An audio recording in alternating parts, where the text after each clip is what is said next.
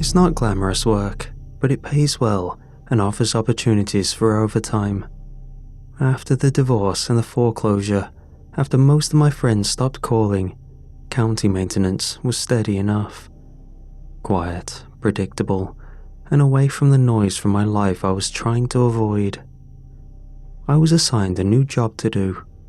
Take the truck, follow the checklist, tear down the old signs, log the trails as cleared, move on.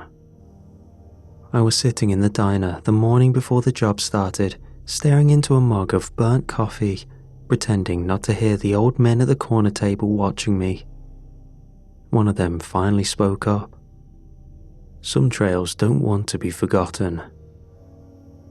The others gave a chuckle at that, half serious, half sarcastic. Small-town men with too many years behind them, too familiar with bad stories, too many bad stories told over whiskey and boredom. I gave them the polite nod you learn to use when you're too tired to argue.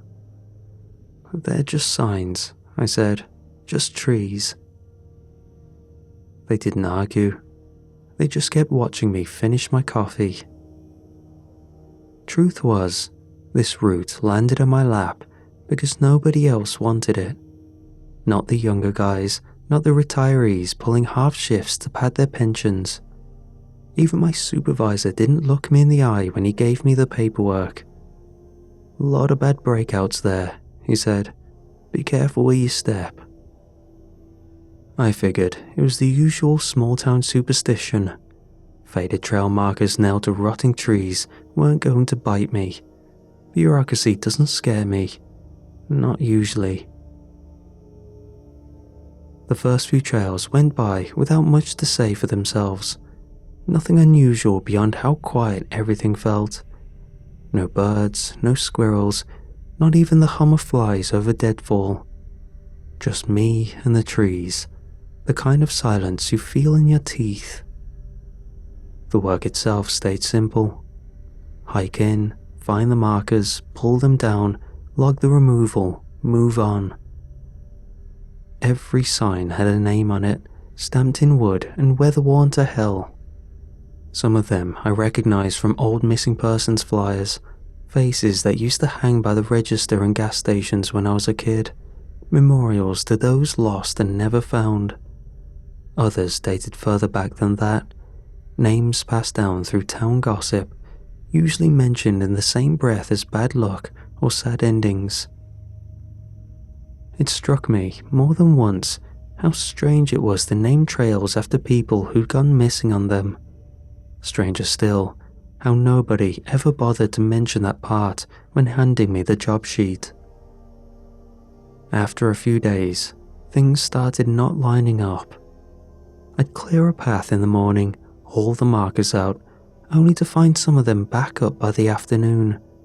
Same trees, same bolts sunk into bark that should have been bare.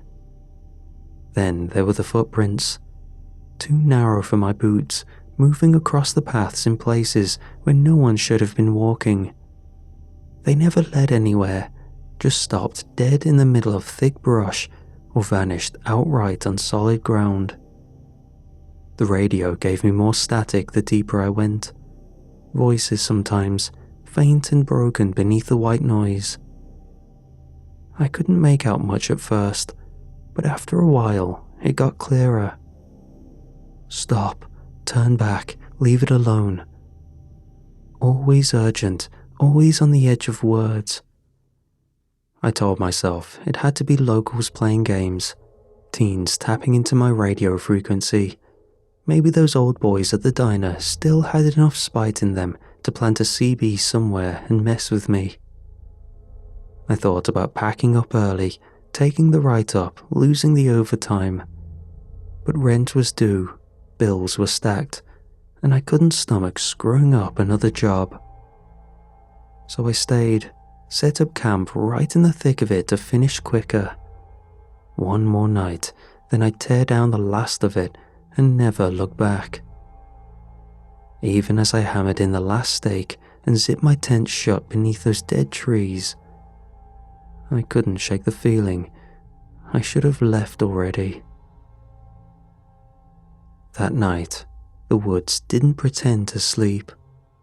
I heard movement outside the tent long before I unzipped it.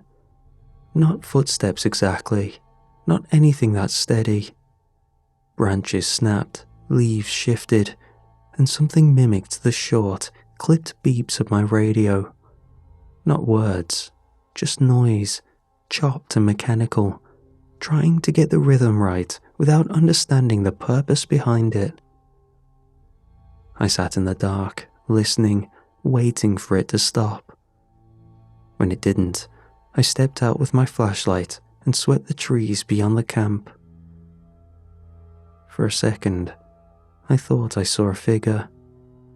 It was tall, bigger than anyone living ought to be, standing too still between the trunks. My light didn't catch it properly, and when I blinked, it was gone. I told myself it had been a tree, a shadow, or a grazing animal I had spooked away. When I tried the radio again, the static gave way to words. Not sentences, nothing conversational. Just names. Names of trails I hadn't reached yet, names pulled straight from my paperwork.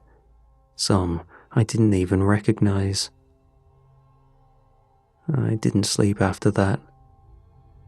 By morning, every marker I had pulled the day before had been reinstalled. Not where I'd found them originally, but deeper into the woods. Trees I hadn't walked past yet. Some even looked freshly mounted, bolts driven into the bark that wept clean sap beneath them. I packed up camp and made for the truck, ready to leave this evolving nightmare behind, only to find it wasn't where I left it. The tire tracks stretched off into the brush and vanished without a sign of turning around. I stood there for a long while, fighting the urge to just walk back to town and leave it all behind. But the job was halfway done. Rent wasn't going to pay itself, and I couldn't stomach another mistake on my record. I just needed to finish off the last of my assigned route. So I kept going. I was going to finish clearing these trails. Nothing in those woods connected the way it should. Paths I knew for a fact ran east to west began curving in on themselves, leading me back to places I hadn't passed twice. I checked my compass until the needle spun in slow, lazy circles no matter which way I turned. The GPS on my phone glitched between error screens and coordinates that made no sense. I started leaving fresh markers behind me, bright tape, scratches in the bark, small cairns of stone. Every time I circled back, they were gone. The discarded pile of signs I created to dispose of later that morning vanished too. I kept walking until the trees opened into a clearing I didn't remember from any map. At its center stood a structure. Not natural, not accidental. A totem of old signs, rusted and rotted, deliberately bolted together in twisting layers. Beneath the plaques hung scraps of fabric, torn backpacks and empty shoes. Bones wedged between them, yellowed thin with age. I recognized a few of the names on those signs from the markers I'd pulled. Names from my paperwork, names from missing persons cases decades old. The trees around the clearing weren't untouched either. Deep grooves cut into the bark, long slashes that pulled at the wood in crude shapes. At first, they looked random, but the longer I stared, the more they resembled the clean, square fonts used on county trail markers, letters half-formed, sentences left unfinished. This wasn't some prank. This wasn't locals trying to scare me off or some bitter old men with a CB radio in the woods. The trails weren't just abandoned. They weren't meant to be touched. The woods were watching. Or worse, waiting. I tried to backtrack. I tried to follow the map, my own markers, even the sun. None of it lined up anymore. In the end, I went back to the clearing, back to the totem. I thought if I burned it, maybe it would break whatever was holding me here. Maybe fire would undo it, strip it down to something human again. The flames caught easily enough, but they burned blue, green at the edges, curling smoke up in heavy spirals that didn't rise but hung low and thick over the ground. That was when the woods reacted. The wind roared through the trees in sharp bursts, pulling at the branches until they bowed and twisted. The ground trembled beneath my feet. I heard something creak in the dark beyond the clearing, timber straining, metal grinding against itself. The totem didn't burn. Not really. The signs blackened, peeled, fell apart, only to pull themselves together again. Bent metal reformed, plaques twisting into new shapes, names rearranging themselves into words I couldn't read. The whole thing shifted, taller now, branches splitting off its core like limbs. Something stepped free of it. I couldn't tell where the structure ended and the thing began. Wood for bones, rusted signs for skin, nailed plaques overlapping like scales, limbs too long, torso hollowed out, a shape made of all the pieces I thought I had removed. Signs hung from its body, clattering against each other with every slow, deliberate movement. Words I recognized, names I had touched, dates I had logged. It didn't speak. It didn't need to. The weight of its gaze pressed into me, pulling something loose behind my eyes. Branches scraping against one another until they sounded almost like laughter, dry and joyless. I turned to run, but there was nowhere left to go. Paths folded in on themselves, roots broke through the dirt in coils thick enough to trip me no matter which way I turned. Daylight snapped to dusk without warning, shadows stretching long and thin until they swallowed the edges of the clearing. The thing watched me until I couldn't hold onto the moment any longer.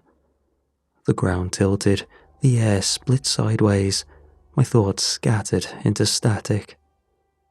I blacked out standing right where it wanted me. I woke up lying in the dirt, but it wasn't the same dirt I'd blacked out on. The ground beneath me was clean, the trail well maintained. Fresh gravel crunched under my hands when I pushed myself upright. The trees weren't dead and twisting anymore.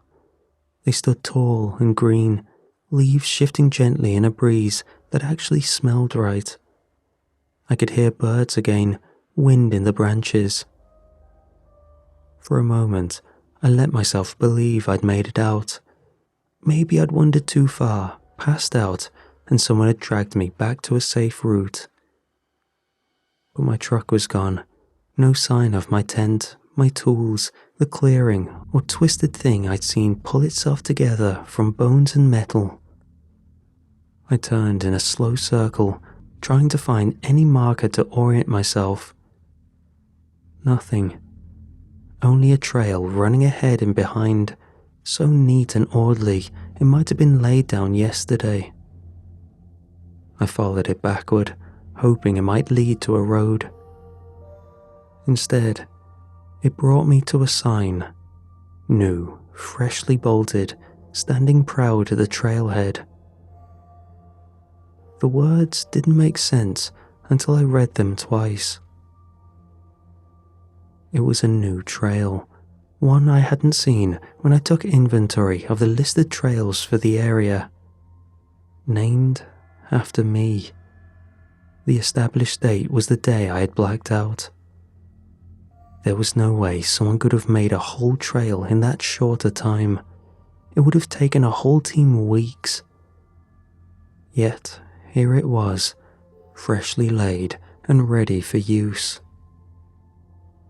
I stood there, staring, until my throat closed up. The font matched every sign I'd removed over the past week. Same materials, same bolts, Even the angle of the placement was the same as the ones I'd pulled down with my own hands. I remembered, clear as daylight, how every one of those old trails bore the name of a missing person, names I thought were just bureaucratic leftovers from decades past, memorials to those lost to nature, forgotten names I thought I was helping erase. But I wasn't clearing them. I was making room. This was how new trails got built. Not laid by county workers, not signed off with permits or blueprints. People didn't vanish here. They got repurposed. I kept walking because I didn't know what else to do. The trail stretched ahead, perfect and clean beneath my feet. No rot, no traps, no wrong turns. Just a neat little path inviting people in. Up ahead, I saw them. Hikers, 3 of them, maybe 4. Bright jackets, backpacks, chatting as they made their way down the trail like nothing was wrong. Laughing, relaxed, without a clue what waited further in. I shouted for them to stop. I waved my arms, stepped into their path, anything to get their attention. They didn't react. They didn't even glance up. I screamed at them, begged them to turn around, told them they had no idea what they were walking toward, that this trail wasn't meant to exist, that it would swallow them like it swallowed me. They walked through me. Not around, not past. Through. Cold sliced through my ribs and chest, a chill deeper than winter, leaving nothing behind but air. They didn't hesitate, didn't seem to notice at all. I chased after them, still shouting, still trying to get between them and the woods ahead. No matter what I did, they didn't hear. My words didn't touch them. My hands couldn't stop them. I stepped off the trail, hoping maybe that would break whatever held me here. The world twisted, trees folded inward, colors drained to ash and bone. I blinked and found myself back on the path where I had started. I tried again. Same result every time. The trail wouldn't let me leave. I could only watch as the hikers moved ahead until they left the confines of where my limits were, unaware that deeper in, something was possibly waiting to fold them into the earth the same way it folded me. I wanted to follow them, make sure they were safe, but I couldn't even touch them. All I could do was watch, helpless, voiceless, bound to this path. Time stopped making sense after a while.